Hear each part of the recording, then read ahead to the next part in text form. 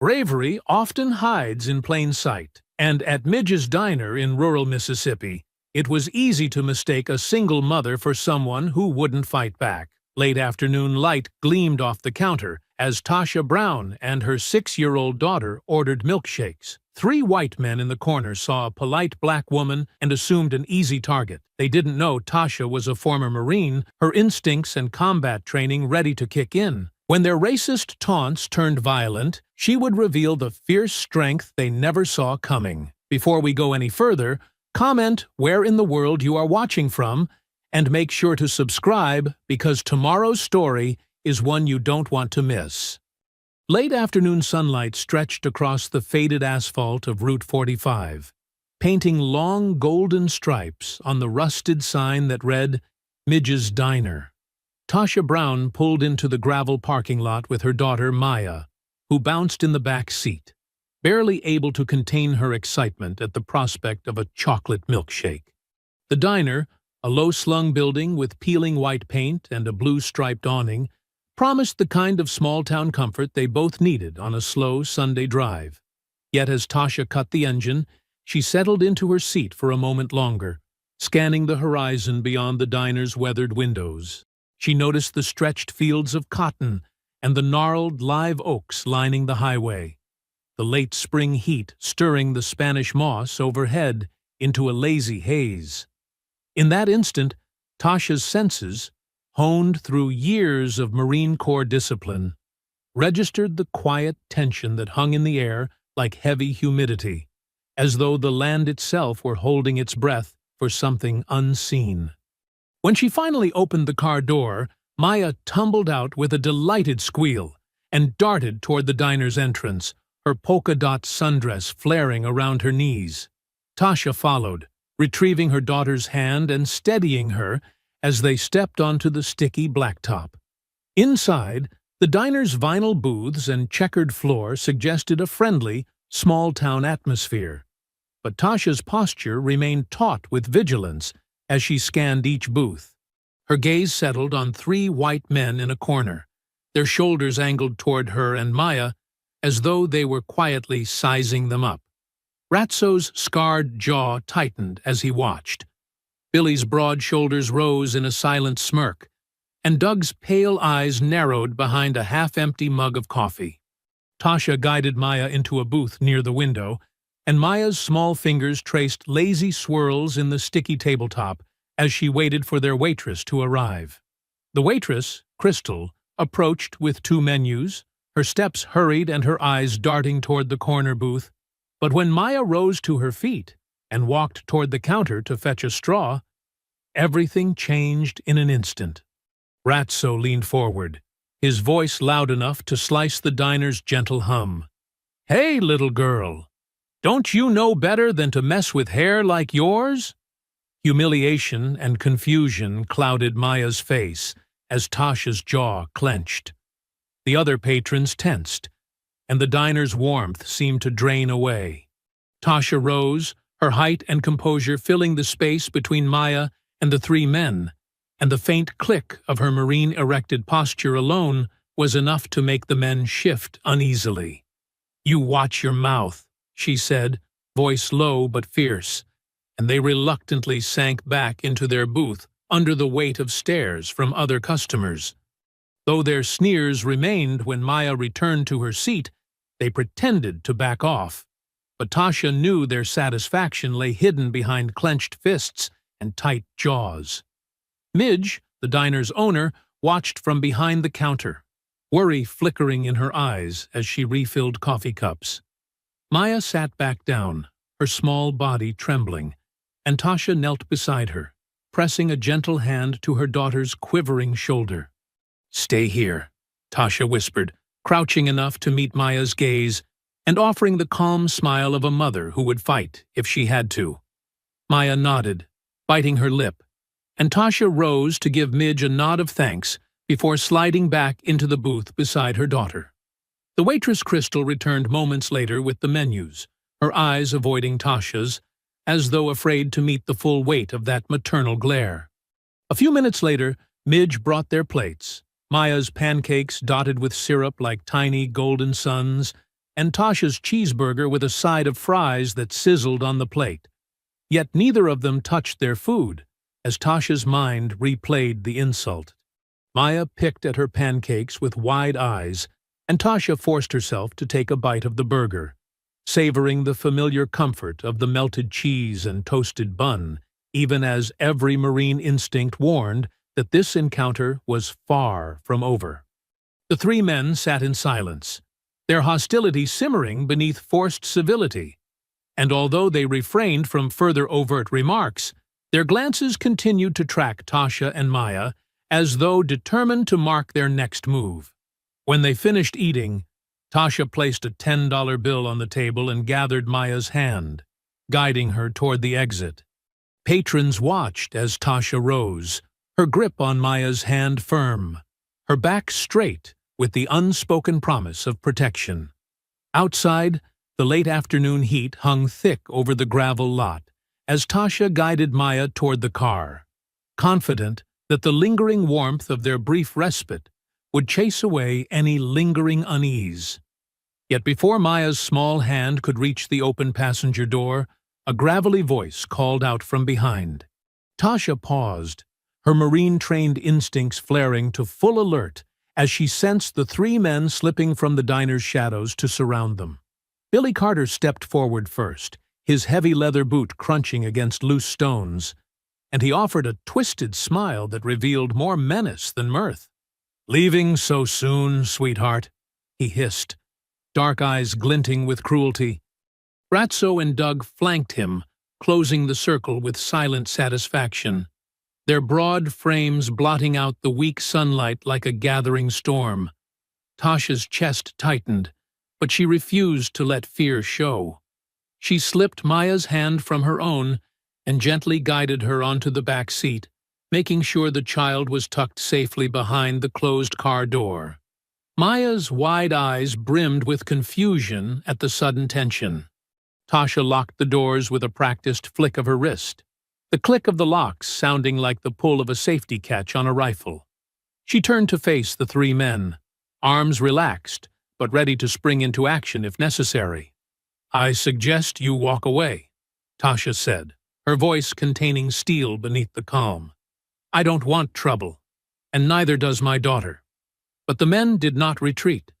Instead, Billy took a step closer, the soles of his boots scuffing the gravel as he leaned in. "Trouble? We're just having a little fun, lady," he snarled, spitting the words out as though they carried a challenge. Before Tasha could respond, Ratso reached toward the passenger window, prying at the edge of the glass as though he intended to slip his hand inside. Maya shrank into the seat, clutching her stuffed rabbit, and Tasha's pulse spiked.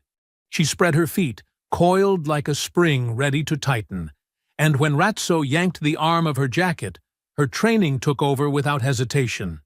She pivoted on her heel, planted her foot squarely against Ratso's chest, and shoved him backward with such force that he stumbled and crashed into his companions. The suddenness of her movement startled Billy and Doug enough to make them hesitate, but they quickly regained their footing and lunged forward. Tasha's senses sharpened, the scent of gasoline and cigarette smoke mixing in the air like an omen, the scrape of knives in Doug's pocket, the glint of metal at Ratso's waist. Instinct compelled her to protect Maya at all costs. As Ratso scrambled upright, blinking away sparks of pain from Tasha's first blow, Tasha's fist swung in a tight arc, connecting with his jaw in a strike refined by years of Marine combatives training. He reeled backward, off balance, and Tasha pivoted toward Billy, who now advanced with a broken bottle clutched in his fist as though it were a crude weapon. "You think you can scare us, girl?" Billy sneered, his shoulders hunched with hatred as he lunged forward. Tasha caught his wrist in a vice-like grip, twisting with deliberate precision until the bottle shattered against the gravel in a shower of glass. "You misjudge me," she replied evenly, her eyes cold and unwavering despite the afternoon's oppressive heat.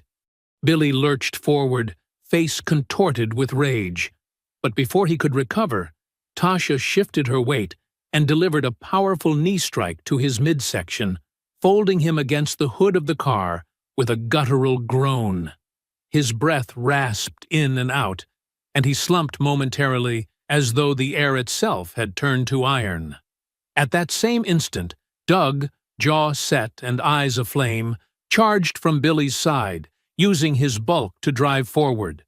"You'll regret this," he snarled, swinging a heavy fist toward Tasha's temple. She sidestepped with fluid grace, planting her elbow firmly against his ribs.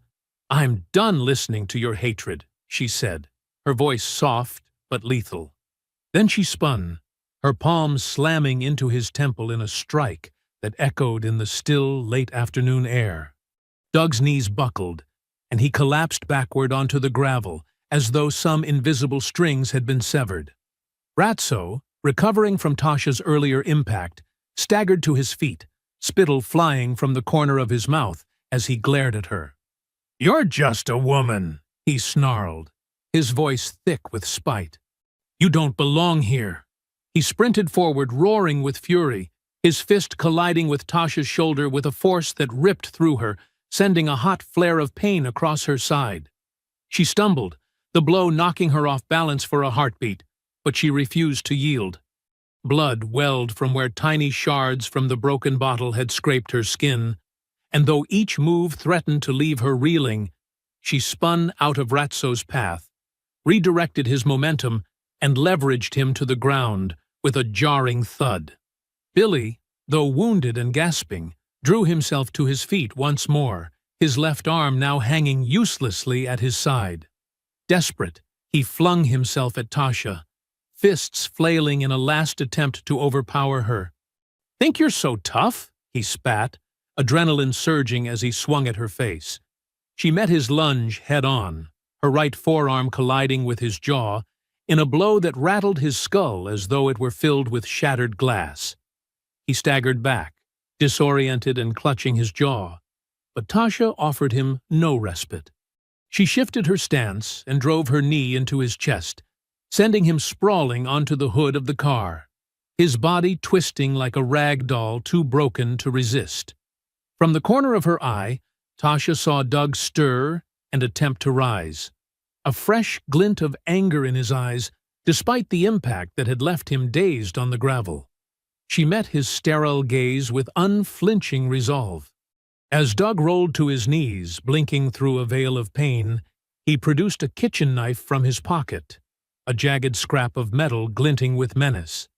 "I'll show you what happens when you cross us," he snarled, lunging once more with frenzied desperation. Tasha's senses, sharpened beyond ordinary reckoning, flared. She ducked beneath his swing, the blade whistling inches above her cheek and leaving a feathery trail of her hair in its wake. The sting where glass had nicked her forearm flared white-hot, but she suppressed the pain. In one fluid motion, she slid behind Doug, wrapped her arm around his bicep, and twisted until he cried out, the knife clattering to the dirt. With a decisive downward strike of her elbow, she drove into the base of his skull. Doug collapsed face first into the gravel, his body going limp at the edges of consciousness. Ratso, the only one who remained upright, staggered forward in a last crusade of fury, his fists still seeking purchase on Tasha's battered form. He managed to connect with her side, the force sending her ajar and pain lancing through her ribs as though they had been replaced by barbed wire. She coughed, tasting copper and grit, but she refused to yield. She forced herself to her feet, each breath scorching as it passed her injured throat, and the sight of Maya's wide, fearful eyes pressed against the passenger window steeled her resolve once more. She sprang forward in a blur of motion, her boot connecting with Ratso's shin and sending him tumbling back. He rose again, defiant despite his injuries, but Tasha anticipated his movements. She ducked beneath his next swing and drove her elbow into his temple, bone striking bone in a sickening crack that sent him reeling sideways. Ratso slumped to one knee, his head hanging, a thin trickle of blood tracing from his lip to the gravel below. Billy, regaining his breath and half conscious of the danger, attempted to crawl toward the remnants of the broken bottle as though his survival hinged on that jagged steel.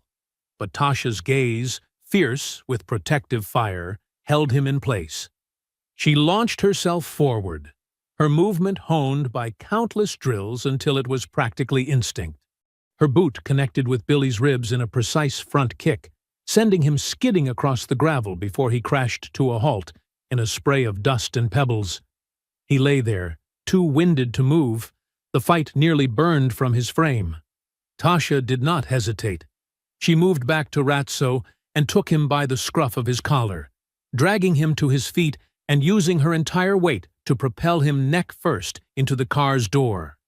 The hollow thud resonated in the quiet, and Ratso slid to the ground, spent and vulnerable. At that moment, as dusk began casting long shadows across the parking lot, the wail of sirens sliced through the settling gloom. Tasha rose slowly, chest heaving with exhaustion, her shirt clinging to her skin in a slick of sweat and blood. She wiped at her mouth with the back of her hand, tasting salt and grit, but her gaze remained fixed on Maya, whose small face pressed against the passenger window. Behind them, Billy stirred weakly. Ratso writhed in the gravel, and Doug lay still, but breathing raggedly. Tasha's jaw tightened as she realized the men still clung to consciousness and would not surrender here. She kept her breathing steady, sliding her hand around Maya's so the child would know she was not alone. By the time the first patrol car turned onto the highway, the three assailants, all shaken, bleeding, and limping, had staggered to their feet and slipped into the deepening shadows at the edge of the lot. They moved in twisted unison, each seeking cover beneath the nearby stands of pines that lined the highway. Tasha stood by the open car door as deputies stepped onto the gravel, flashlights carving arcs of pale light across the blood-stained ground. She remained where she was, chest rising and falling, while one deputy, dark-haired and young, approached with measured steps, radio clipped to his shoulder. Maya sat clutching her stuffed rabbit, eyes wide and trembling, but neither made a sound. The deputy knelt at a respectful distance. "Ma'am, are you okay?" he asked quietly, glancing from Tasha's battered face to Maya's wide, frightened eyes. His partner lingered behind him, scanning the tree line for any sign of movement. Tasha straightened, folding her arms as though bracing against invisible currents. "They attacked us," she said, voice low but steady. "They surrounded us in the parking lot, then tried to grab my daughter." She pointed toward the thicket where shadows shifted. "They ran that way when they saw you coming." The deputy nodded and tapped his radio. "Suspects fled on foot," he reported calmly. "We'll check the perimeter." He glanced back at Tasha, concern flickering in his eyes. "Do you want to press charges?" Tasha's gaze drifted to Billy crumpled against the hood of the car. He still breathed, but his expression was blank. Ratso and Doug were nowhere to be seen, already slipping away on wounded legs. "Yes," she said, each word firm. "I want them arrested. They started this. They attacked me and my daughter." The deputy scribbled in his notepad as Tasha recounted each blow, each insult, her voice unwavering even as her body trembled from exertion. Beside her, Maya's trembling grip on her rabbit tightened, and Tasha reached down, brushing a stray curl from Maya's forehead. "Are you hurt anywhere else?" she murmured. Maya shook her head. Terror lingered in her eyes, but tears did not fall. When Tasha finished, the deputy replaced his notepad and exchanged a quick look with his partner. He tapped the radio. "Nothing on foot yet. No sign of suspects. They must have slipped into the woods." He turned back to Tasha. "We'll run their descriptions," he said. "Countywide alert for 3 white males, late 20s. The other deputy nodded and shifted his weight, waiting for direction. "We'll need statements from you and your daughter," he continued, but his tone hinted at resignation. Without them, this is going to be difficult. They're already gone. Tasha's hands curled into fists. They were right here, she said quietly. They can't just slip away. The deputy sighed, stepping back. We're obligated to search, but if they're as injured as they appeared, they probably have a head start. He hesitated, then added, I'll give you the number of the victim advocate. They'll help with filing. We'll take your name and address, and if they turn up, we'll act. Tasha's chest tightened. She watched him radio in her statement, his words becoming static over the speaker, as if sealing away her pleas. Maya whimpered softly, pressing her body closer to her mother. Tasha bent to gather her quietly into her arms. We'll find another way, she whispered, though every fiber of her Marines' honed discipline knew they were at the mercy of local law enforcement's limited reach. The deputy straightened and offered a curt nod. We'll keep an eye out, he said, though neither his expression nor his tone suggested true commitment. He stepped back, and within seconds, the patrol cars turned around and rolled away, their taillights slicing through the dusk until only the thickening shadows remained. Tasha cradled Maya's head against her shoulder, feeling the tremors ripple through her daughter's small frame. Every inch of her body still burned with pain, her ribs stinging where she'd taken blows, but there was no relief in sight. The men who had attacked them were gone into the night, protected by a local system that was skewed in their favor. When the last patrol car disappeared around the bend, Tasha slid into the driver's seat, hoisting Maya onto her lap. The moment their bodies touched, Maya's small arms tightened around her neck. Tasha forced a reassuring smile, even as tears she refused to show threatened to slip free. We're going to Aunt Lorraine's, she said, turning the key. The engine roared to life, a dull promise of motion. Slowly, she guided the car onto the highway, each mile marker passing in a blur of fading orange sky and looming pines. As they drove in painful silence, Tasha felt the weight of her promise settle into her bones. Justice would not come from the sheriff's deputies tonight. It would come from her own determination, fueled by every scar she bore, every lesson she learned in combat. Maya nestled against her mother's side, eyes closed as though drifting toward sleep, and Tasha stared at the road ahead, the headlights illuminating fine dust motes in the humid air. Every inhalation reminded her of the fight just ended, every exhale a vow not to surrender. No indifferent patrol car or half-hearted statement would dissuade her. She would track them down, Billy, Ratso, and Doug, whoever they were, until they faced the consequences of their hatred. As the farmhouse lights of Aunt Lorraine's property came into view, Tasha pressed her foot down, her jaw set, and her heart steeled for the next battle. That evening, Tasha sat on the edge of Aunt Lorraine's couch, the soft glow of a single lamp illuminating the evidence of destruction that still lingered in her mind. Each time she closed her eyes, the memory of Ratso's snarling face and the sudden flash of his hand against the car's window played like a broken film reel, looping through her thoughts until she could almost feel the sting of that strike across her ribs. Maya slept soundly in the guest room, her breathing gentle and even, unaware that her mother's resolve had crystallized into something fiercer than fear. Tasha's fingers trembled as she replayed the parking lot confrontation in her mind, recalling the rapid succession of blows, the taste of sweat and blood that lingered on her tongue as she fought to protect her daughter.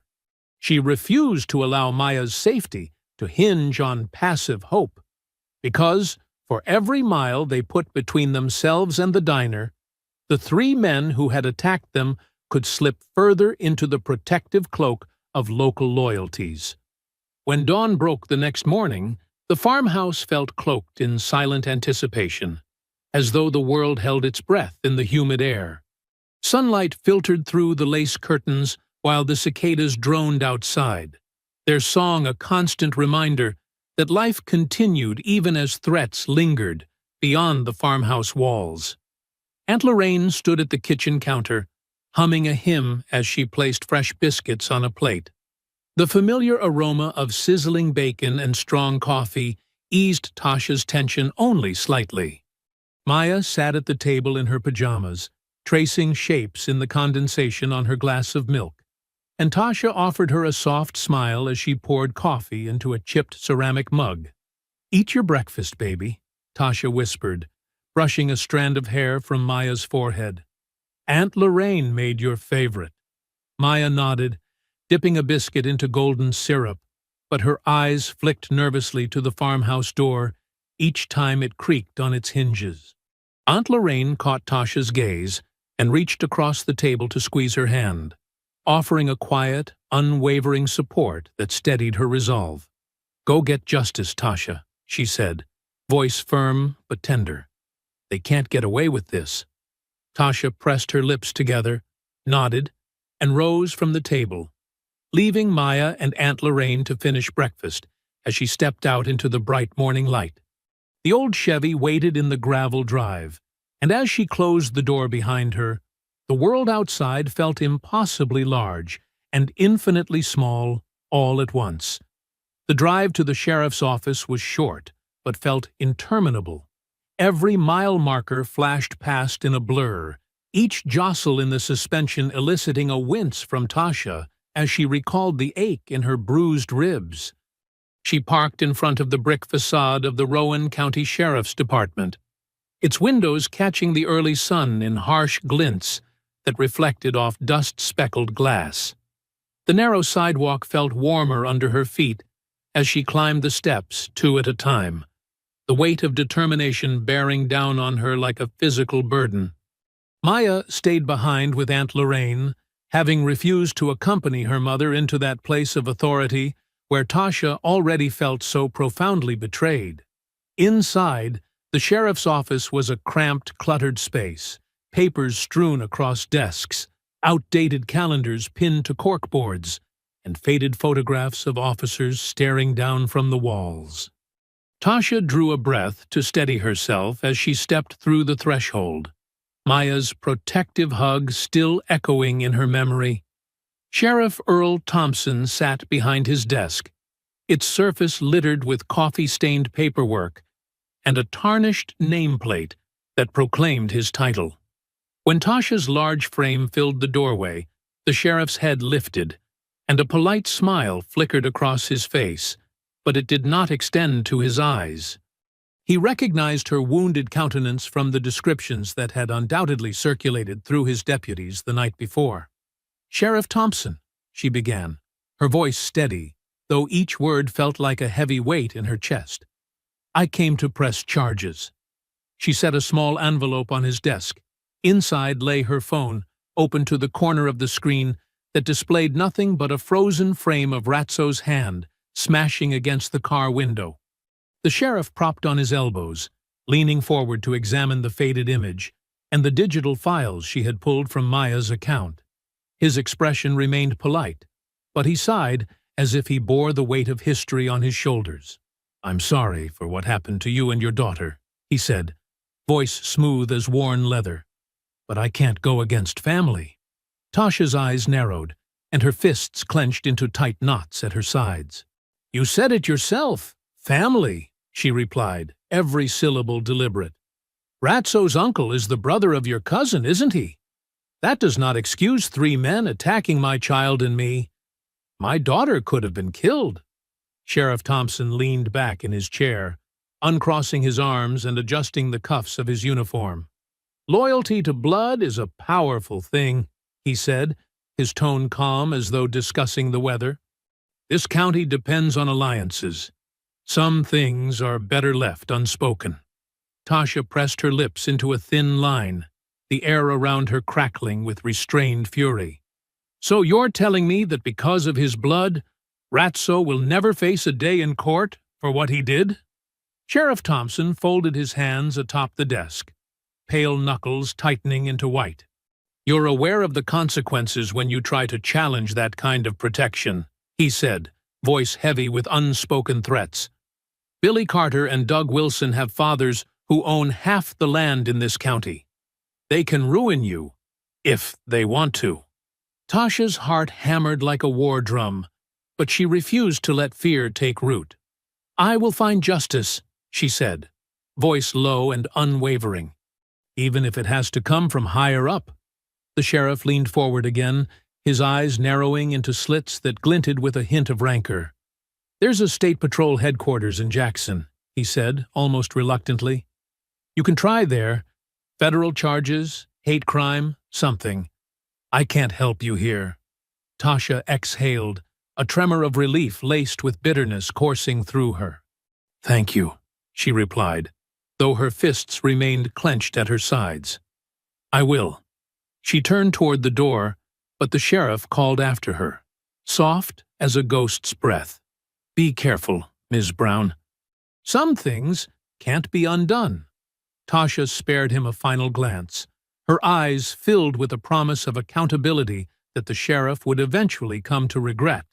And then she strode out of the office, closing the door behind her with a quiet determination that echoed through the narrow hallway. She paused to gather Maya's hand from Aunt Lorraine's arms in the lobby, where Crystal, the waitress, stood against a chipped water cooler, eyes downcast, guilt etched into every line of her face. Crystal's lips parted, as though to say something, but no words came. Tasha's jaw set. "Thank you for that information about Aunt Lorraine's farmhouse," she said quietly. Crystal nodded once, her gaze flickering toward the closed office door. "I'm sorry," she whispered. Tasha offered a brief nod of acknowledgement, but did not break her stride. Outside, the morning sun beat down on the courthouse steps as Tasha climbed into her Chevy, Maya settling into her seat with an expectant look. Every muscle in her body ached as she turned the key and rolled backward off the curb, the car's engine humming with promise. As she merged onto the highway, the sheriff's office receding in her rearview mirror, she felt a surge of resolve wash over her. The next step was Jackson, where federal agents would be her only hope for justice. The road stretched out before them, an open ribbon of promise and peril under a sky the color of struggle. And as the farmhouse lights of Aunt Lorraine's property faded into the distance, Tasha's motherly vow burned ever brighter. No amount of blood ties would shield those men from the consequences of what they had wrought. Back at the farmhouse, the late morning sun poured through swaying pecan trees, turning the air into a shimmering haze. Tasha guided Maya inside, brushing a bead of sweat from the child's brow, as Aunt Lorraine stepped onto the porch, a hand shielding her eyes against the glare. "We need to make sure this place is as secure as it can be," Aunt Lorraine said, voice steady despite the tremor of worry in her eyes. Together, they set to work boarding windows with plywood planks and hammering nails with the precision of seasoned hands. Every clang of metal on wood echoed through the dusty air like a summons of war, yet Tasha refused to let her energy flag. Each board elevated around them was another barrier between Maya and those who sought their destruction. Tasha's marine instincts guided her actions as she installed motion-activated lights around the perimeter, each one clicking into place with deliberate care. She drilled into aged wood and set the sensors in hidden corners, ensuring no intruder could slip in darkness undetected. Maya, perched on a rickety ladder beside her, held nails in a small tin, her wide eyes tracing every movement with a mixture of fascination and lingering fear. "Mommy," Maya asked quietly, "what if they try again?" Tasha paused, pressing a palm against the wall beneath the highest light sensor. "Then we will be ready," she answered firmly, voice soft but unwavering. "You know what to do. Stay calm, stay inside, and wait for me." Maya nodded, fingers curling around the edge of the ladder, and Tasha wrapped her arm around her daughter's waist before lowering her to solid ground. Below, Aunt Lorraine secured the last board on the kitchen window, with nails driven home as if forging armor. That night, the farmhouse settled into a tense hush that seemed to amplify every creak of floorboard and rustle of wind through the surrounding oaks. Maya's mattress had been moved to Aunt Lorraine's room for company and comfort, but sleep remained elusive for the child. Tasha lay on the edge of Maya's bed, gently stroking her daughter's hair, as soft sobs shook the child's small frame. "Mommy," Maya whispered, voice trembling. "I had bad dreams. I heard them laughing. I saw the fire." Tasha felt her chest tighten at the confession, but she pressed a kiss to Maya's temple, bending low to look into eyes dimmed by fright. "It was just a dream, sweetheart," she murmured. "You're safe here with me. I won't let anything happen to you." Maya's tears clung to her lashes, and she nodded, burying her face into Tasha's shoulder as though seeking refuge from a storm that had not yet broken. Tasha sighed quietly, rousing herself to walk into the living room, where Aunt Lorraine knelt before the window, offering hushed prayers to a God who she believed was both protector and deliverer. The next morning, Tasha rose before dawn, her bones still aching from the makeshift boardwork and the unrelenting tension of the night.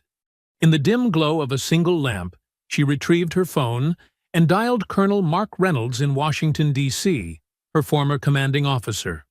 The line cracked to life, and after an exchange of warm greetings, interrupted by her shaking voice, Tasha explained what had transpired. The diner attack, the parking lot confrontation, the sheriff's refusal, and her own mounting fear. She sent him the audio recording of Crystal's confession, shaky and tearful, in which Crystal admitted that her brother had fallen into crippling debt with a man named Raven, an informant Tasha had once delivered over during her time in the Corps. Colonel Reynolds's voice on the other end conveyed both concern and urgency.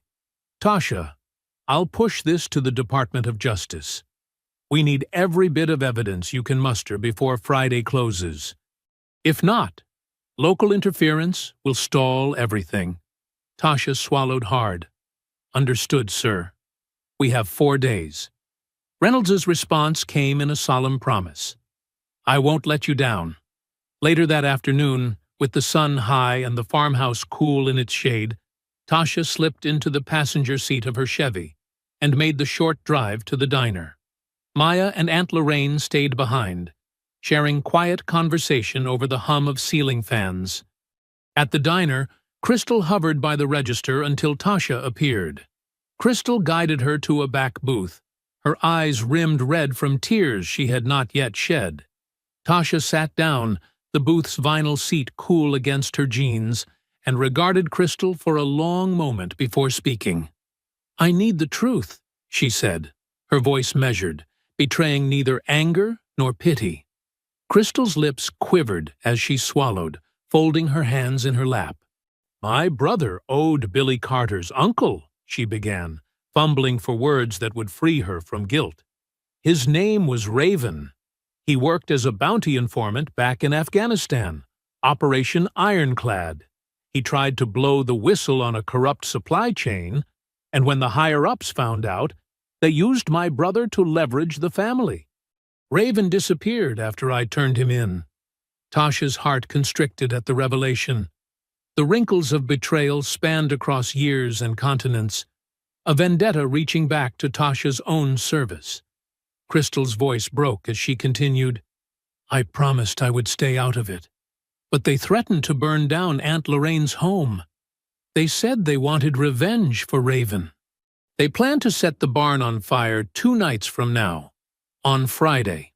She slid a small envelope across the table, revealing phone records and text messages that outlined the date and the burnt orange imagery of gasoline-soaked rags. Tasha took a deep breath, the full weight of Crystal's confession settling like stones in her stomach. "So it wasn't random," Tasha murmured, her voice catching. "They targeted us because of Raven." Crystal's shoulders shook as a single tear slipped free. "I'm so sorry. I never wanted this." Tasha folded her hands around the envelope, feeling its edges stiff with evidence, and nodded. "Thank you for telling me," she said softly. "You gave me time to prepare." That evening, the farmhouse lay under a blanket of tense anticipation. The cicadas sang outside like a chorus of distant warnings, and the boards over the windows reflected a flickering of nerves beneath the calm. Tasha assigned Aunt Lorraine to the living room with a shotgun resting against her feet, and taught Maya how to stay calm if someone appeared at the door, sit on the floor by the stairs, and remain silent until she and Aunt Lorraine could respond. Once Maya was tucked into bed, Tasha moved through the rooms collecting medical supplies, gauze, antiseptic, bandages, and a small kit of pain relievers. She laid them out on a side table, arranging them as though preparing for surgery.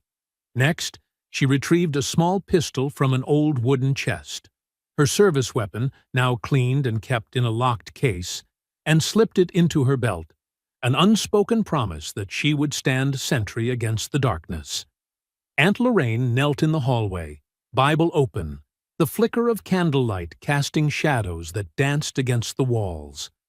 "I prayed for your safety and for justice this morning," she whispered, voice quivering between hope and fear. Tasha paused, resting her hand on her aunt's shoulder. "Thank you," she said, tone raw but grateful. "I won't let them burn this place or hurt Maya." Aunt Lorraine nodded, tears shining in her eyes as she lowered herself onto the floor, her shoulders shaking in earnest prayer. Tasha stepped into the cool night air, taking a deep breath as the distant hum of cicadas wrapped around her. She pictured the perimeter around the barn, the motion-activated lights she had installed, each one casting broad beams of illumination over a once vulnerable landscape. In her mind, she ran through scenarios, how Ratso would approach, the flash of a lighter against a gasoline trail, the crackle of fire, until each scenario collapsed under the certainty that she would not fail. Inside, Maya slept at last, her small chest rising and falling in the dim glow of the hallway. Aunt Lorraine still knelt, her whispered prayers weaving through the hush of the house. Tasha took one final look at the boarded windows and the reinforced doors, each guard in place as if the farmhouse had become a fortress.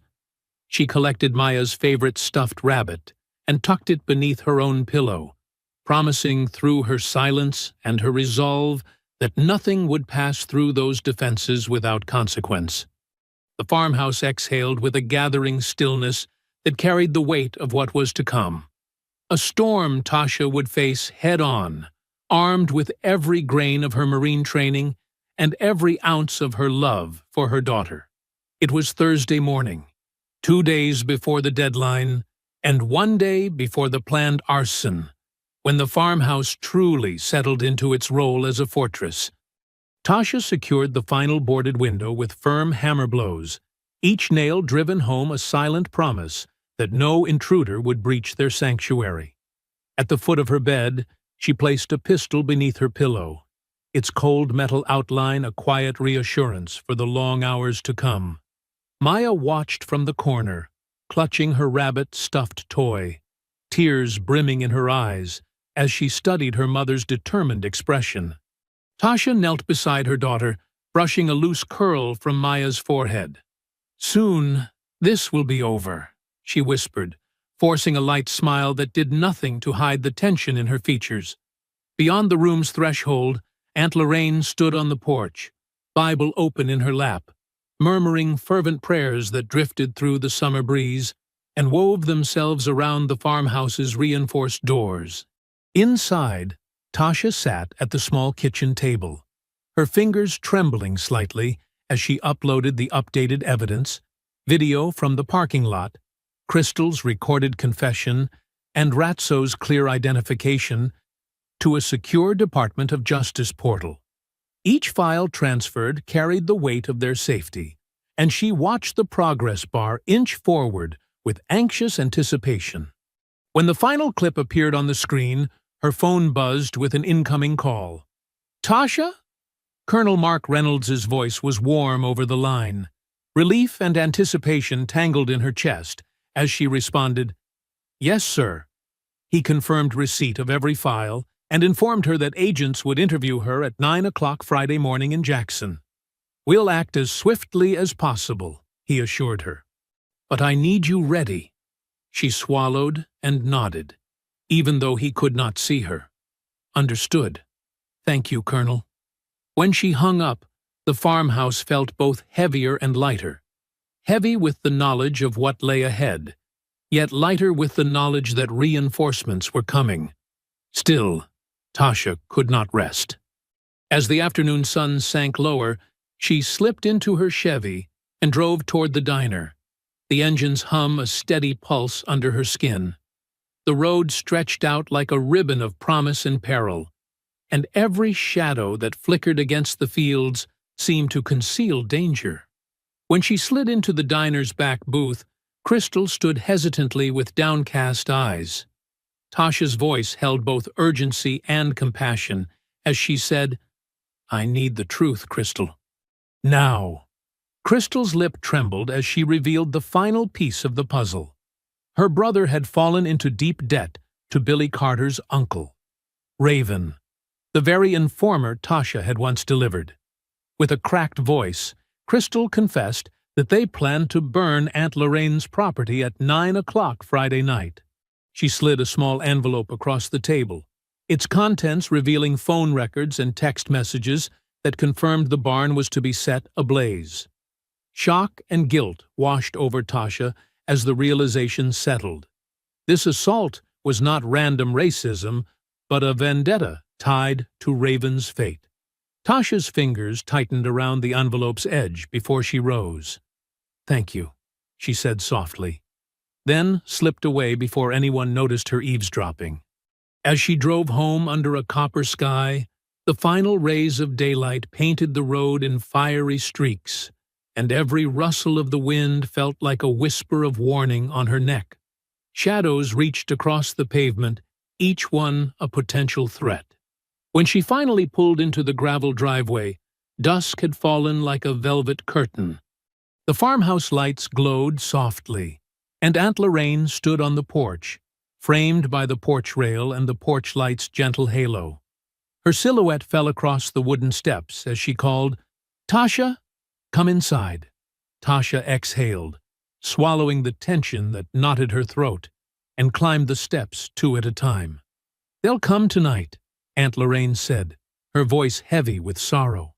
Tasha simply nodded, pressing a hand to Maya's shoulder as the child slumped into her arms, exhaustion overtaking terror. She tucked a stray strand of hair behind her ear and spoke quietly, "Stay indoors at all times, Maya. I'll be right here." Friday arrived with sweltering heat and tangled nerves, the air so thick it felt like a barrier with every breath. Tasha woke before dawn and gently shook Maya awake. "Time for breakfast, baby," she whispered, guiding her to the screened porch where soft sunlight painted golden patterns on the floorboards. Maya's hair lay tousled from nightmares, and she pressed her face to her mother's side as Aunt Lorraine moved about the kitchen, flipping biscuits and ladling gravy onto plates. The aroma of warm biscuits mingled with strong coffee brewing on the stove, and though comfort awaited them in the familiar ritual, Tasha's mind danced among defensive strategies for what lay ahead. After breakfast, Aunt Lorraine fussed with the final touches on the farmhouse's defenses. She laid fresh boards under the windowsill and straightened the chairs so that Maya could hide behind them if need be. Meanwhile, Tasha double-checked her shotgun and tactical vest, ensuring every strap was secure and every shell properly seated. Each click and clamp of metal against metal echoed through the quiet house, a testament to hours spent overseas where similar routines had meant the difference between life and death. Maya watched her mother work, eyes wide with measured hope, and Tasha offered her a gentle nod. "I need a few more minutes, baby," she said, and Maya returned her rabbit toy to her stuffed animal pile before slipping away to play quietly. At 9 o'clock on the dot, Tasha stepped into the rented car awaiting her in Jackson. Colonel Mark Reynolds stood beside two Department of Justice agents, Agent Carter and Agent Williamson, beneath the harsh glow of a street lamp. The interview room they led her into was windowless and cool, the fluorescent lights bouncing off metal folding chairs that circled a single table. Tasha took a seat, her posture straight, every muscle braced as though preparing for battle. Agent Carter placed a recorder on the table and nodded, signaling her to begin. She recounted every detail: the diner's fluorescent hum, Ratso's sudden swipe at her car, the rush of harrowing blows in the parking lot, Sheriff Thompson's refusal to act, and Crystal's reluctant cooperation. Her voice remained steady, even as she described the gang's intent to burn down Aunt Lorraine's home at 9 o'clock that very night, the words cutting through the room like a blade drawn from a sheath. Carter's gaze remained level as he listened, nodding grimly at each revelation. When she finished, he exchanged a look with Agent Williamson, then turned back to her. "We'll move on a contempt notice for the sheriff and press local charges as soon as possible," he said, voice grave. "Your evidence is strong, and we'll expedite a federal hate crime investigation, but you must protect your family this evening." Relief and anticipation tangled in Tasha's chest, but she could not rest. She simply nodded and rose from the table. Back at the farmhouse, the oppressive heat of the late afternoon clung to every surface. The porch swung gently in the breeze, and Maya sat upon the steps, clutching her rabbit toy as though it were the last barrier between her and danger. Aunt Lorraine shaded her eyes against the sun, her face etched with worry. Tasha stepped from the heated shade of the car into the yard, her boots crunching against the gravel. She crossed to the porch and knelt before Maya, brushing a strand of hair from the child's forehead. "Tonight, we stay inside," she said quietly, voice steady, though her heart pounded like a war drum. "No matter what you hear, you stay right here." Maya nodded, swallowing hard as tears threatened to spill again. Tasha clasped her hands gently and stood, tucking a strand of hair behind her ear. As the sun dipped lower, casting long shadows across the yard, she said simply, "I promise I'll protect you, baby. I won't let them harm us." Aunt Lorraine rose to her feet and murmured her own silent prayer, while Tasha moved into the farmhouse, each step taken with deliberate resolve, fully aware that with nightfall, the storm they had been bracing for would finally break. The sky had bled into a bruised purple by the time Ratso's truck rattled onto the gravel driveway, tires kicking up dust that shimmered in the fading light like embers waiting to ignite. Ratso, Doug, and Billy tumbled from the vehicle with jerry cans and rags in hand, the gasoline's scent sharp on the humid air, as though seeping from their pores. The barn loomed at the edge of Aunt Lorraine's property, its weathered siding hunched beneath a canopy of pine boughs. Ratso flicked a glance toward Tasha's farmhouse, where motion-activated lights danced against the windows, each flash a reminder that their prey was prepared. Doug and Billy advanced toward the barn's side, baseball caps pulled low over their eyes, as Ratso knelt to pour gasoline along the length of the boards with methodical slowness. "You think you can hide here, boy?" Billy snarled, his voice filigreed with malicious anticipation. "You ain't safe anywhere."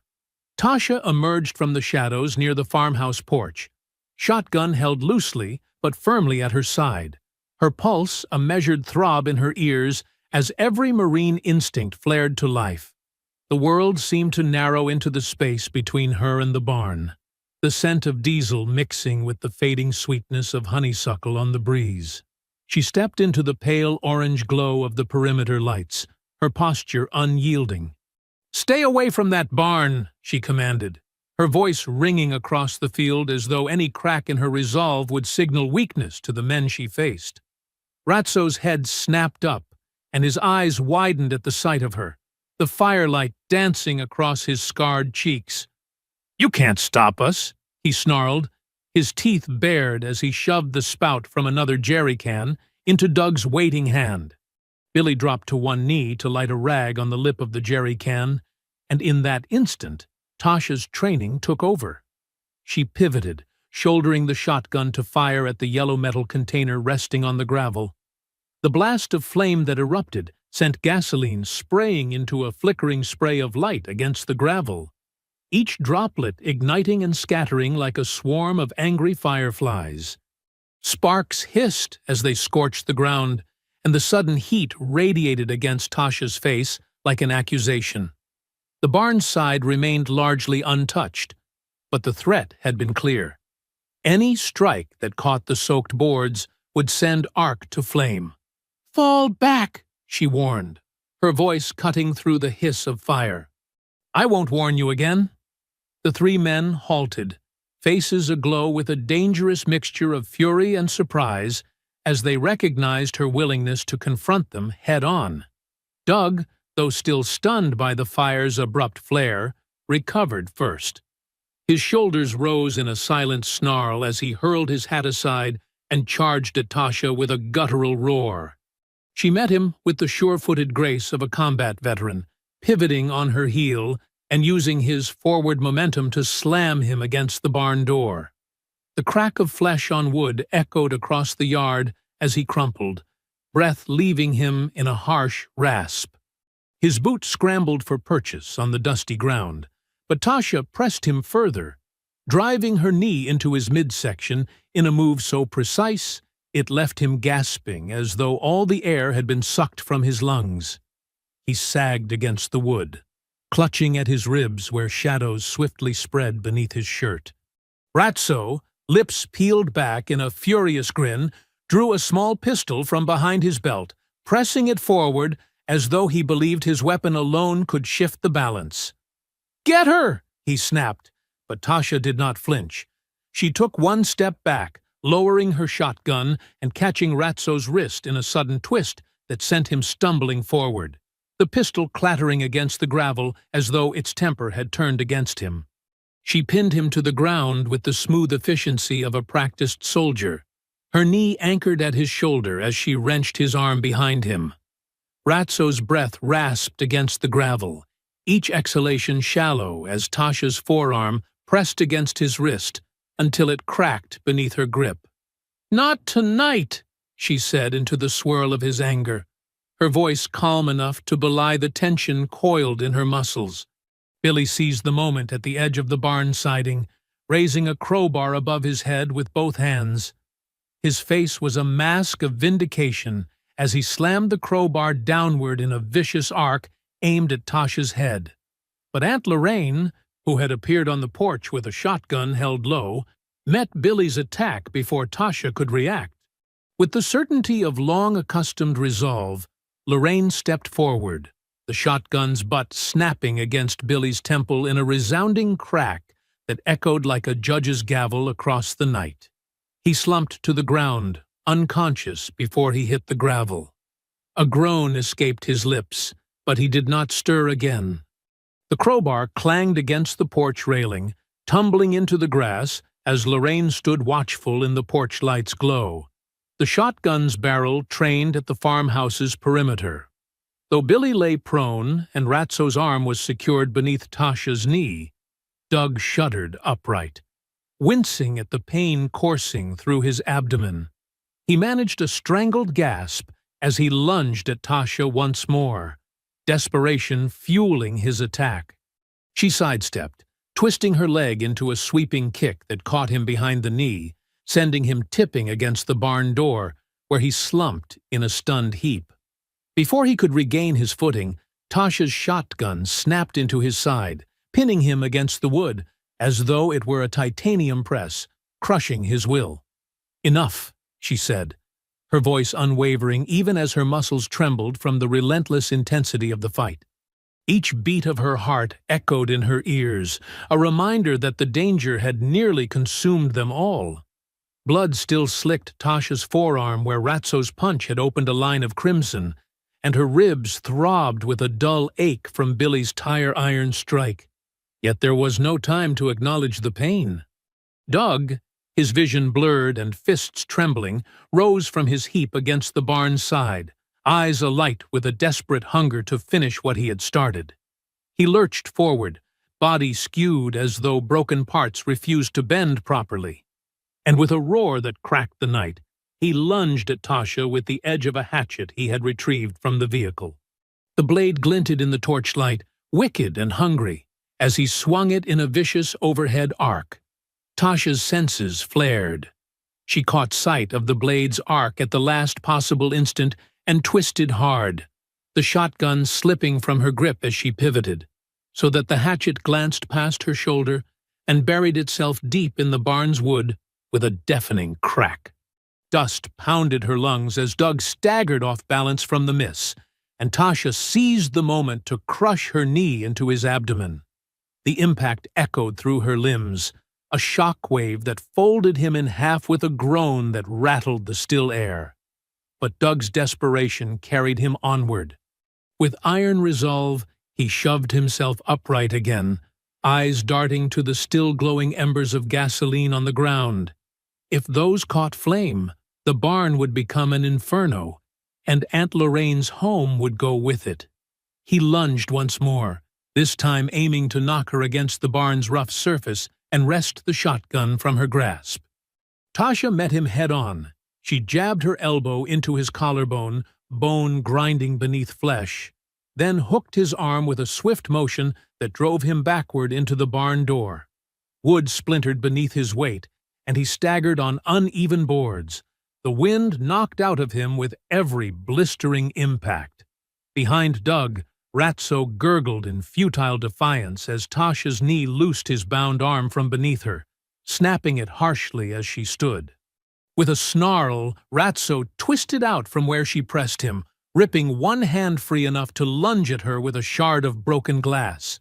The jagged edge caught the moonlight, and Ratso's face curled in a feral snarl as he lashed out, aiming for Tasha's throat. But her reflexes, forged in combat drills and countless rehearsals, kicked in. She pivoted, the glass slashing a shallow line across her cheek that bloomed warm and red, but she barely registered the sting. With precision honed by Marine combatives, she delivered an upward elbow strike into Ratso's jaw. The crack of bone meeting bone echoed as he buckled, and Tasha seized his arm, twisting until he yelped, toppling onto the gravel with a grunt that trembled into unconsciousness. Blood trickled from his split lip, staining the ground beneath him in a dark halo. At her side, Billy's groan cut through the chaos as he attempted to rise from the grass's edge, spine arched with pain from Aunt Lorraine's shotgun butt. He shook his head, vision blurred and eyes unfocused, but the instinct to join the fray propelled him upright. He reached for Doug's hatchet, still embedded in the barn, yanking it free with a spray of splinters. Tasha's breath caught as Billy glared at her with the ferocity of a cornered predator. She launched herself forward with a brutal charge, forcing Billy to meet her assault mid-swing. The hatchet slammed into her shoulder with a dull thud, pain flaring hot and white as wood and metal snapped against her flesh. Instinctively, she gripped the hatchet's handle, twisting and wrenching until Billy's shoulders slumped and his entire body folded in on itself with a gasp that echoed in the hush. Their combined weight sent them sprawling onto the gravel, the hatchet clattering away into the dust. Tasha rolled free before Billy could recover, but her ribs screamed with a fresh wave of agony each time she drew breath. She staggered to her feet, forcing her vision to focus even as she felt a hot wave of dizziness wash over her. Billy groaned, struggling to rise, but Tasha's eyes were steel. She lunged, driving her knee into his chest in a motion so swift it felt as though she had become an extension of her own weapon. He skidded backward, eyes panning wildly as he lost his footing and collapsed against the barn's far corner. All around them, the gasoline fumes had ignited in small, sputtering blooms of flame that cast eerie shadows against the battered wood. But the fire had not yet reached the main structure.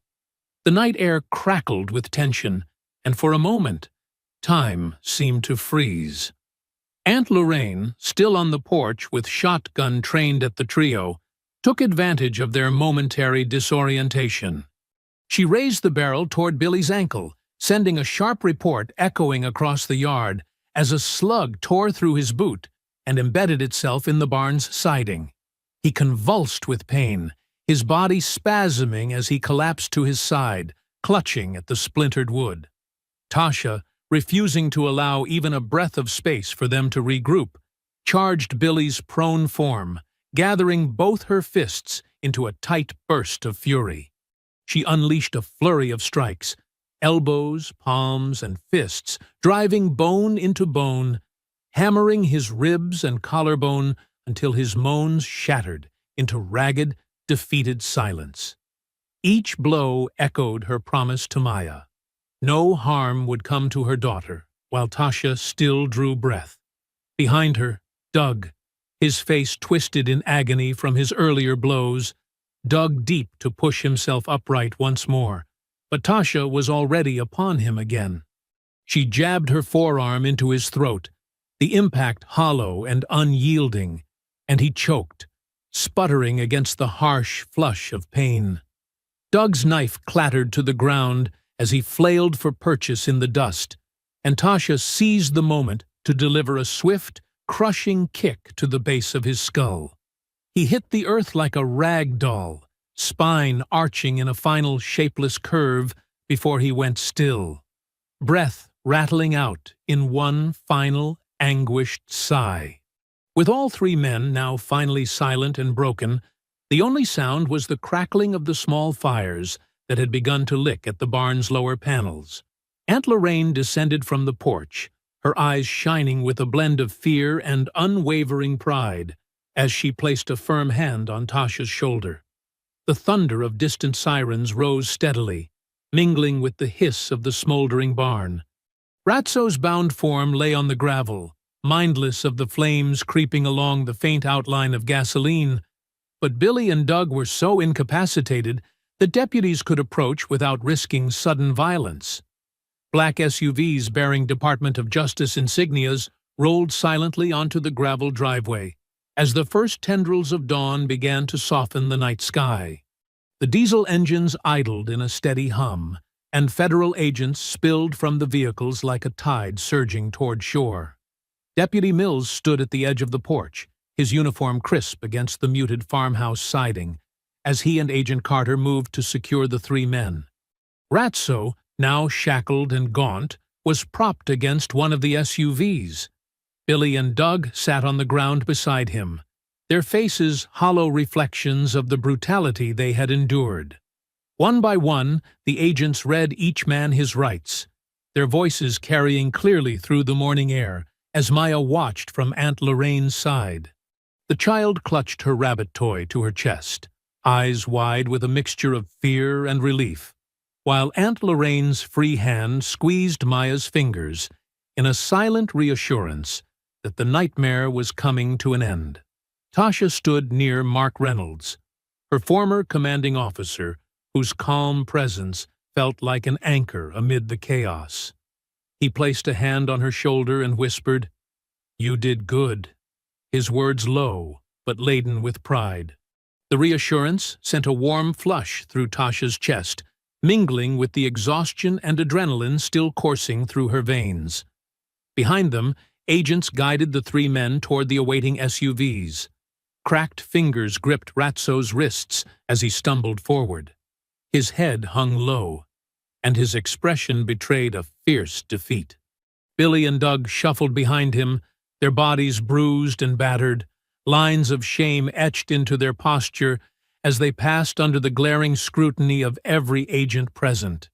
Inside the farmhouse, the front door swung open to admit Crystal, her shoulders trembling beneath a simple cotton dress. She clutched a bouquet of wildflowers in one hand and supported her brother with the other. His face was haggard, eyes rimmed dark from fear and tears.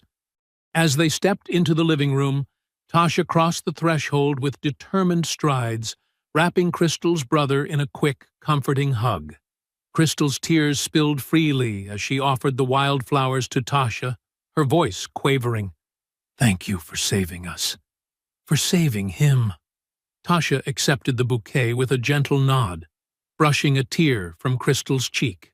"You did the right thing," she replied, voice steady. "Your brother is safe now." Crystal's shoulders sagged in relief as agents arranged a makeshift interview station in the very living room where Tasha had trained Maya to seek refuge. Folding chairs and a small folding table appeared as though conjured by command, and Tasha moved to sit, her back straight as she prepared to give her formal affidavit. She signed each sheet of paper with a practiced hand that belied the hours she had already endured. The first affidavit described the initial diner altercation, the parking lot scuffle, and Sheriff Thompson's refusal to act. The second detailed Crystal's confession and the exact plan the gang had formulated to burn Aunt Lorraine's property.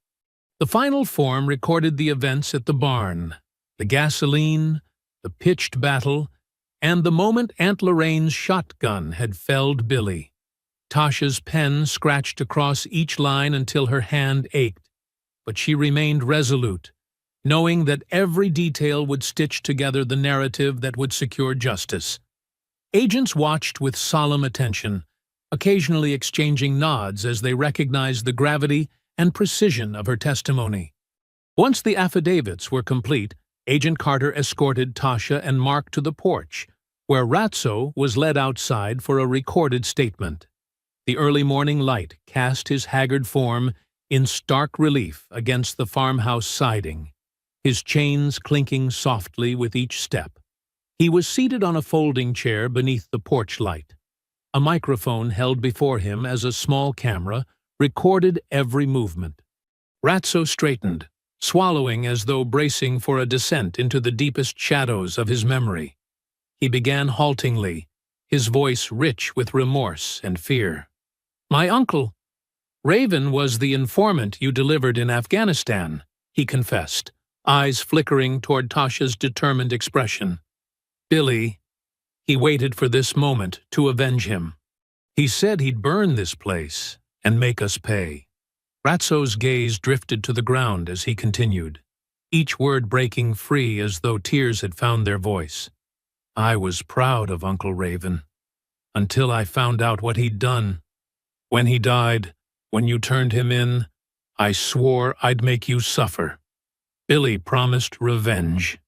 His admission echoed in the hush, each syllable a hollow drumbeat of culpability that Tasha felt in her bones. Behind him, Mark's jaw tightened, and Tasha felt a swell of vindication wash over her like a tide reclaiming the shore. A moment later, the gravel driveway crunched beneath the heavy tread of federal marshals moving to shepherd Sheriff Earl Thompson into view. He appeared between two tall marshals, hands cuffed before him, his uniform rumpled and his badge stripped from his collar.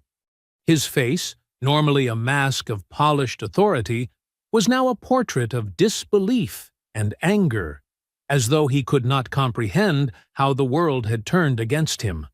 Agents placed Thompson beside Ratso as though uniting two fallen men from opposite sides of the conflict, one who had picked the matches and one who had sought to snuff out the flames.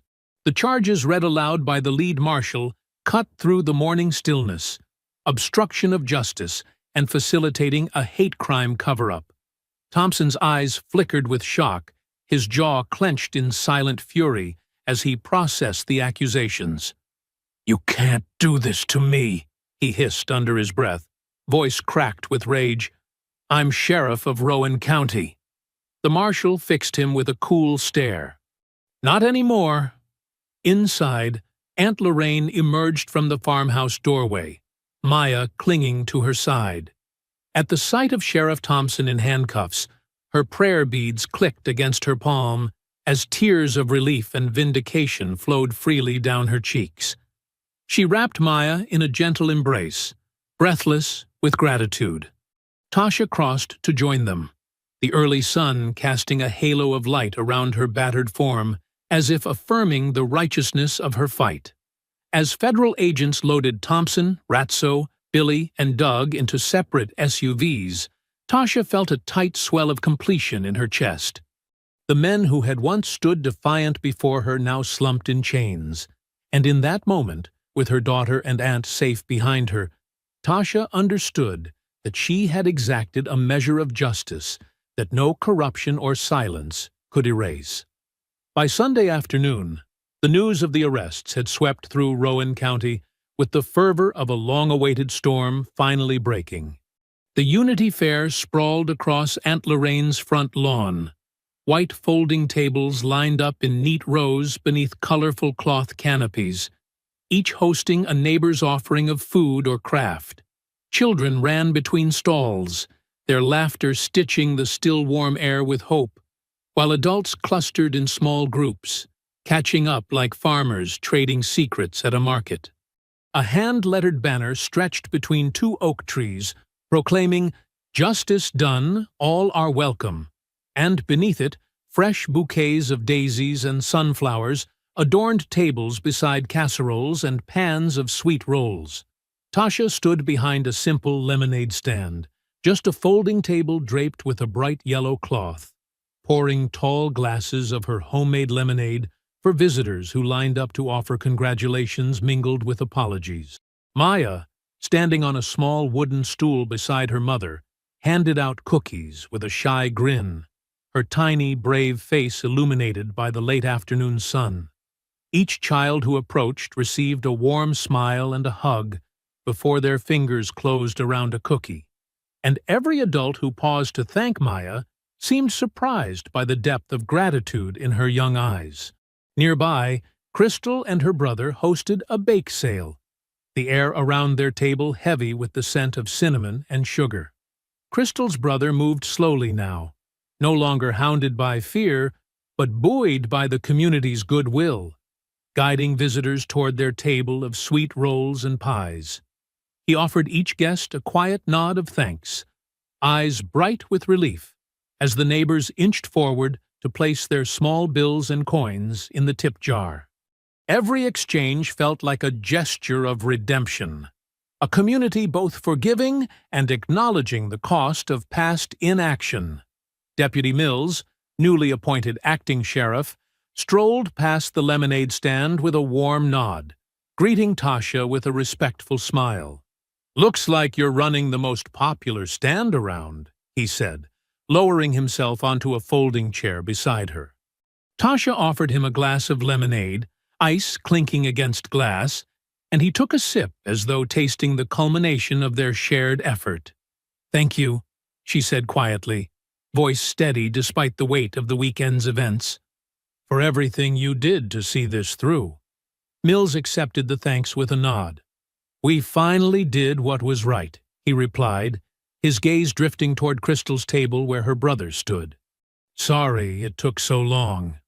Across the lawn, Aunt Lorraine stood amidst a small crowd of neighbors, her hands gently handing out flyers for a new local shelter initiative, an idea she had barely dared to whisper of until yesterday.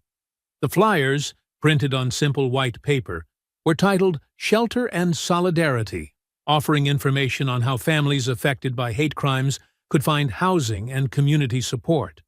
As Aunt Lorraine clipped one to the hand of a neighbor who had brought a pot of collard greens, she spoke softly. "We cannot forget those who still suffer. This shelter will stand as proof that Rowan County has changed." Her words floated through the crowd, and one by one, neighbors pressed their own flyers to their hearts or tucked them into their pockets, a promise to help build this new network of care. A rickety stage set against the back porch served as a platform for a local jazz band that had volunteered its afternoon, their saxophonist coaxing warm, honeyed notes into the breeze. Taps of drums and the slide of trombone melded into a peaceful harmony that seemed to bind the fair's energy together. As the band played on, neighbors drifted closer, swaying gently to the rhythm, their sorrow and relief finding expression in the soft undulations of the music. A group of elderly couples stood near the fence, leaning on canes or each other, trading stories of long-ago struggles hushed recollections of times when unity had been just a distant dream. Each nod, each tear, spoke of a community confronting its past so that the future might hold something better. Gradually, people began approaching Tasha, one by one, offering apologies that came wrapped in gratitude.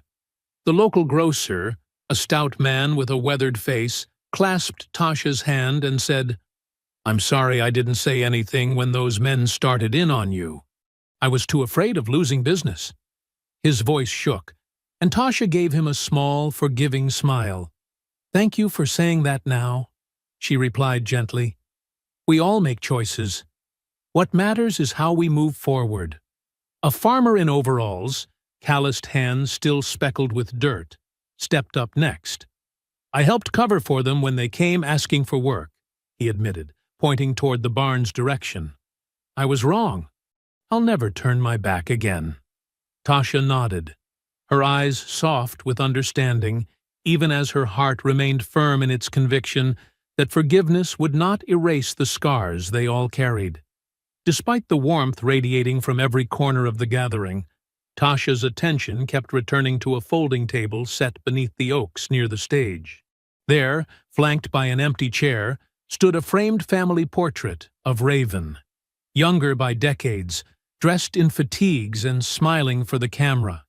Beneath his photograph, someone had carefully placed a simple note, "For those who serve truth." The image seemed to glow under the oaks, Raven's uniform pattern still clear, as though that photograph had captured the last shred of his integrity. Tasha felt her chest tighten as the memory of Raven's pleading eyes flickered behind her lids. His surprise, his betrayal. Tears threatened to spill, but she blinked them away, focusing instead on the moment before her, a community healing, neighbors uniting in a tapestry of shared remorse and collective hope. Maya tugged at Tasha's hand, leaning close to ask, "Mommy, why is Uncle Raven there?" Her small voice trembled with genuine curiosity, and Tasha knelt to lift Maya onto her hip. She brushed a strand of hair from Maya's temple. "He believed in doing the right thing," she said, her voice soft but clear. "Sometimes that costs us everything. This photo is here so we remember why we must always stand for what is right, even when it's hard." Maya nodded solemnly, and Tasha returned her gaze to the portrait. Raven's eyes, fixed in an eternal gaze of conviction, reminded her of the promise she had made and the heavy cost of speaking truth to power. Aunt Lorraine crossed the lawn to place her hand on Tasha's shoulder, sensing the storm of emotion roiling just beneath the surface. "He did not die in vain," she said, voice thick with conviction. "Look around you. This is what he fought for." In that moment, Tasha's tears fell unbidden as a wave of gratitude washed over her, tempered by sorrow for Raven's fate.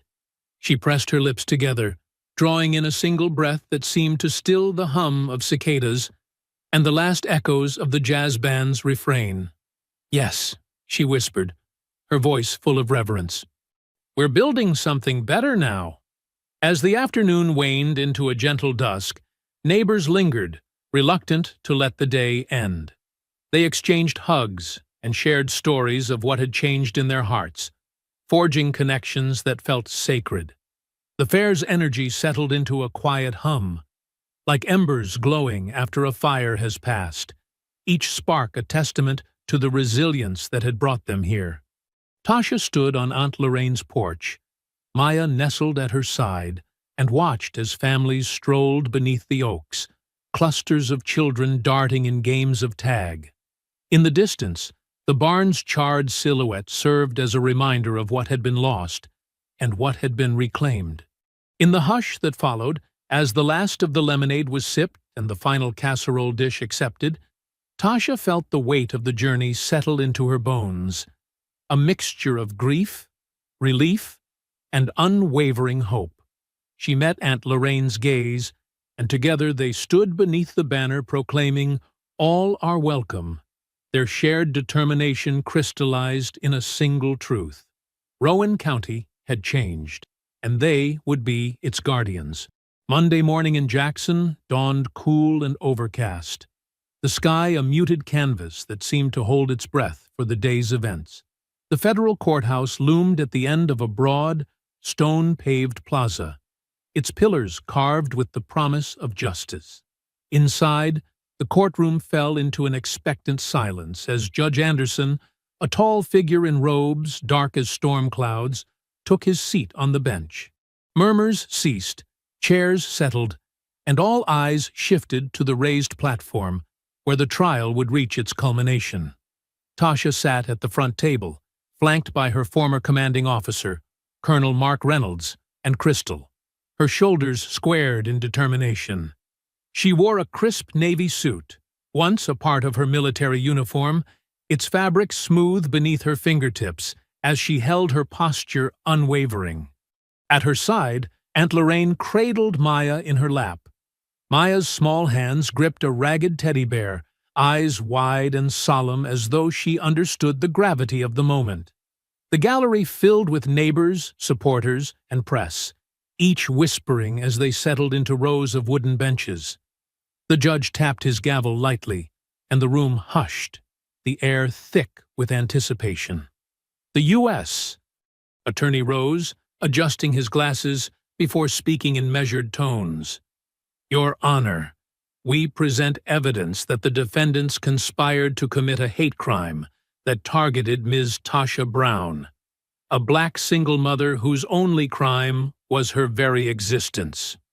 Their actions included verbal and physical assaults, culminating in an arson attempt on a residence occupied by an elderly woman and a child. He signaled to an assistant, and the large projection screen behind him sprang to life, flickering before settling on a still frame from the barn's confrontation. The image, gasoline spraying across gravel, flames leaping skyward, hung in midair as a hush rippled through the courtroom.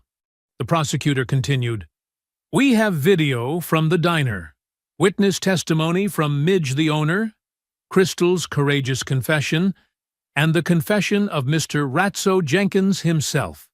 He clicked a remote, and the grainy recording from Ratso's interrogation echoed softly. They blamed me and my uncle, Raven, on that day in Kandahar. They said they would destroy what was yours. Ratso's face, gaunt and defeated, appeared on the screen alongside a younger photograph of Raven serving in fatigues, the words, "For those who serve truth," scrawled beneath it. Gasps fluttered through the gallery as faces turned to Tasha, whose expression remained composed yet unbreakably steeled.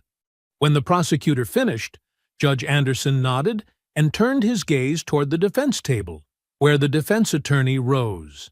In a measured voice, he argued that his clients had acted in self-defense of property, painting the barn's corner as a threatening locus that could have unhorsed them all. He spoke of fear and misunderstanding, as though they were shields to absolve his client's deliberate cruelty. Yet, as he spoke, Tasha's mind traced back to the day in Kandahar, a small, sun-baked village where she and Raven, codenamed Raven, had stood at a crossroads she could never have foreseen. She recalled Raven's quivering voice begging her to believe he sought to reveal corruption, trusted to do what was right, and how her orders had pulled him from obscurity into deadly betrayal. When the defense attorney concluded, Judge Anderson turned to Tasha. She rose, her shoulders squared beneath the tailored jacket, and every bead of confidence she had drawn from her Marine training shone in her stance. The courtroom leaned forward as she approached the microphone. When I served in Kandahar, she began, voice low and unwavering, I helped turn over an informant named Raven, who believed corruption was hidden beneath his own allies. I never knew then that Raven was family to those three men. The projection screen shifted to a weathered photograph of Raven in combat fatigues, younger by decades but still regal, a faint smile on his lips. Gasps rippled through the courtroom and Tasha allowed her gaze to drift to the small image of Raven beside a young Billy Carter. Too small to understand, his face twisted in a mixture of reverence and burgeoning anger. She continued, "They did not simply hate me for my skin. They blamed me for their uncle's fate. Their violence was calculated revenge." As she spoke, Maya reached for her mother's hand, squeezing it so tightly that Tasha felt the pulse of her daughter's fear and pride. Aunt Lorraine dabbed at her eyes with a handkerchief pulled from her dress, her face etched with both sorrow and resolve. Tasha felt something swell in her chest, vindication tempered by grief, as she recounted the barn fight, how gasoline had laced the wooden siding, how she had stood between them and her daughter, and how those men had come for her with missiles of hate. When Tasha took her seat, the gallery remained hushed as the jury withdrew. Time seemed to stretch into a taut, silken thread that hummed with tension. Finally, Judge Anderson declared, "Will the jury please rise?" The jurors returned to their seats, eyes fixed on the judge's bench. "Has the jury reached a verdict?" he asked. The foreman, a middle-aged woman with tired but resolute eyes, stood and spoke in a clear voice. "We have, Your Honor." The judge nodded. "Will the defendant, Billy Carter, please rise?" The courtroom's hush deepened as Billy, gaunt and bound by his own guilt, rose. "How do you find the defendant on the charges of conspiracy to commit a hate crime, assault, and attempted arson?" The jury foreman replied, "Guilty on all counts." A single breathless gasp rippled through the gallery as Judge Anderson repeated the verdict for Billy Carter and then turned his gaze to Doug Wilson. The verdict was the same, guilty on all counts. Finally, he turned to Ratso Jenkins, whose shoulders slumped as though a weight had crushed him from within. "Guilty on all counts," the foreman repeated. Tasha felt her shoulders slump in relief and sorrow, each breath a release of burdens she had carried for too long. Tears shimmered in both her own eyes and those of the spectators, but she forced herself to remain composed, lifting her gaze to meet Mark Reynolds's proud, sympathetic stare. When Judge Anderson rose to adjourn the hearing, the courtroom exhaled as though releasing a held breath. Maya leapt from Aunt Lorraine's lap and hugged her mother, pressing her tiny face against Tasha's leg as though to anchor herself to safety. Tasha knelt to wrap her arms around Maya, whispering comfort between her daughter's sobs of relief. Outside, the murmurs of approval swelled as neighbors emerged to embrace Tasha, to offer congratulations and apologies born of newfound understanding. The legal battle had reached its summit, but for Tasha, the reverberations of Raven's memory, both the triumph of justice and the sorrow at his cost, would echo in her heart long after the courtroom's doors closed behind her. By mid-morning on Monday, the verdict had rippled through Rowan County, and by week's end, federal marshals had transported Ratso Jenkins, Billy Carter, and Doug Wilson to the same federal penitentiary facility. 3 cells that offered neither comfort nor camaraderie. Each man now awaited sentencing hearings under harsh fluorescent lights, faces hollowed with the knowledge that their cruelty had finally met its reckoning. Deputy Mills, who had been appointed acting sheriff in Sheriff Thompson's absence, oversaw the transfer. As he signed the final paperwork, he felt the weight of trust that his community had placed upon him, a trust he intended never to betray. Sheriff Earl Thompson, once the county's highest lawman, did not escape scrutiny. Within days of that hearing, federal investigators delivered a contempt notice to his home, charging him with obstruction of justice and facilitating a hate crime cover-up. Under public pressure, the state's ethics committee convened, and within a month Thompson was removed from office, his law enforcement certification revoked, and his pension benefits suspended. The local newspaper printed his resignation in bold type. Sheriff Thompson steps down amid federal inquiry. His family estate, once an emblem of influence, now stood silent, echoing with the memory of a man who had chosen loyalty to hate over duty to the law. Despite his protests in inarticulate press releases, his reputation lay in tattered ruins, a stark testament to the price of choosing complicity over justice.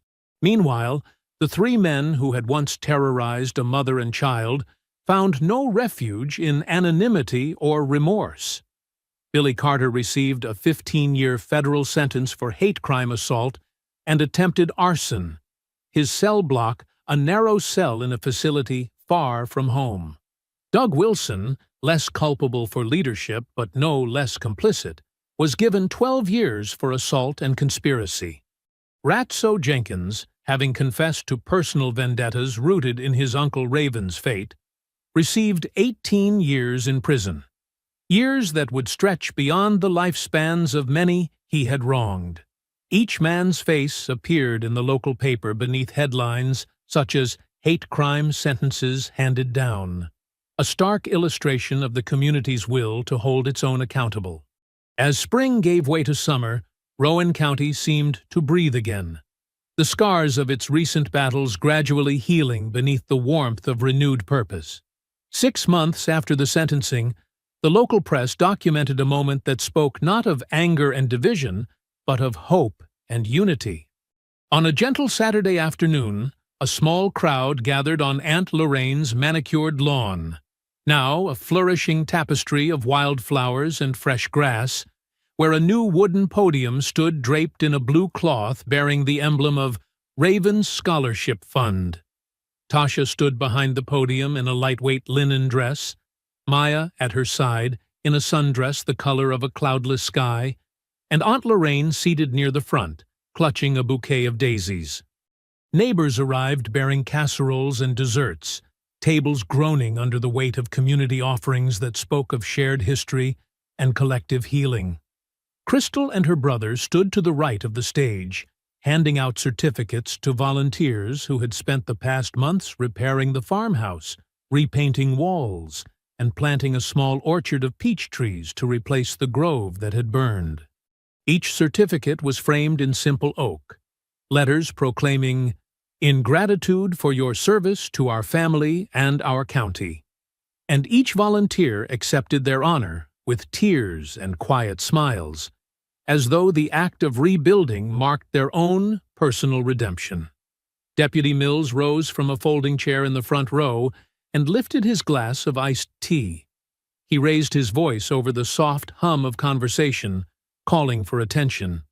"To Tasha Brown," he began, his tone warm and genuine, "who reminded us all that true strength lies in love, resilience, and standing for what's right. Because of her courage, Rowan County has a chance to be better than it was." Glass clinked as neighbors raised their cups in a unison of affirmation, their eyes never leaving Tasha's face, which radiated gratitude tempered by solemn resolve. Tasha's gaze swept across the crowd. Friends who had prolonged apologies at the Unity Fair, neighbors who had watched a mother fight to defend her home, and strangers now bound by the knowledge that they shared a collective responsibility to protect the vulnerable. She took a breath, Mary's small hand slipping into hers, and leaned forward. Every act of courage, big or small, creates a ripple that can wash away hatred, she said, voice resonant enough to carry across the lawn. As she spoke, Maya stepped forward to hand out fresh flowers to each speaker who rose to address the gathering, the child's hands offering daisies and buttercups as tokens of gratitude and unity. Tasha watched her daughter's bright smile and felt a fierce joy that rose in her chest, unmarred by the battles they had fought. Afterward, Tasha moved to unveil a simple wooden plaque mounted on a post near the edge of the lawn, bearing Raven's portrait and the inscription, "Raven's Scholarship Fund, for children of fallen veterans and victims of injustice." As the blue cloth slipped away, the crowd murmured in appreciation, and Crystal's brother stepped forward to speak. "Raven believed in truth," he said, voice steady, though his hands shook ever so slightly. This scholarship will offer hope to children whose worlds have been shaken by loss, just as he tried to offer hope to me. He handed a certificate to a young girl whose father had been wounded overseas, her smile brightening the space between them. When the ceremony concluded, neighbors drifted across Aunt Lorraine's orchard rows to sample pies and lemonade, exchanging stories of how they had known Raven or of how they had stood by as silent witnesses to the county's darker days. Tasha lingered with Maya as Aunt Lorraine pressed a kiss to her granddaughter's hair, whispering a prayer of thanks that mixed with the humid afternoon air. Tasha's heart lifted as she watched magnolia trees, newly planted to replace those scorched in the arson attempt, stand as living symbols of rebirth and perseverance. In the distance, as the sun dipped toward the western horizon, painting the rolling fields of Rowan County in molten gold, Tasha wrapped her arms around Maya and Aunt Lorraine. Her voice hovered in the hush of the moment, a gentle, resolute refrain that marked the end of one chapter and the promise of another. When we face fear with compassion and stand up for the vulnerable, we forge a future where no child has to wonder if their mother will protect them. As the crowd began to disperse beneath a sky alight with fading warmth, Tasha drew Maya close, feeling the steady thrum of her daughter's heartbeat against her own.